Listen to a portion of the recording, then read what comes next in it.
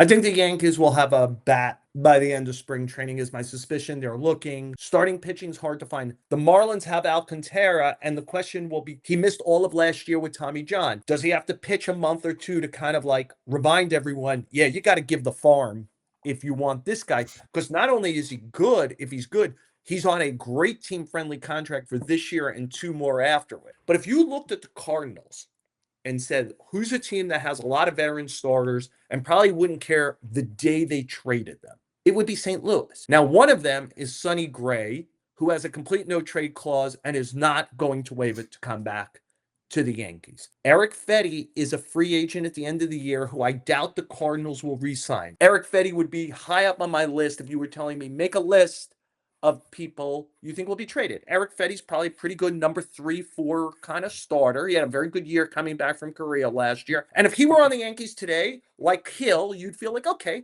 there's a guy they could send out every 5 days who has a chance to pitch 5 or 6 innings at a pretty decent level and give them a chance to win. I'm going to throw out another name. It's a name that will probably make you gasp a little bit. But I wonder if Steven Matz would actually help them right now. They've tried to trade him for like 2 years, maybe even longer than that. It seems like the day they signed him, they started trying to trade him, and they haven't. And there's a reason for that. He's been disappointing. Would you want to have him as the 5th starter, send Will Warren to the minors so you feel like you have some depth? The one thing that Matz has done well for the last 3 years is when he's been forced to the bullpen, he's been a good lefty out of the bullpen. So, like, the day Hill comes back or the day you trade for someone else, Matz goes to the bullpen and you have some depth. That's the kind of guy you might be able to get now. And is that a guy you believe every 5 days could give you 15 to 18 outs and 4 or fewer runs? I don't know. The answer is probably no, because if it was yes, he probably would have been traded before now.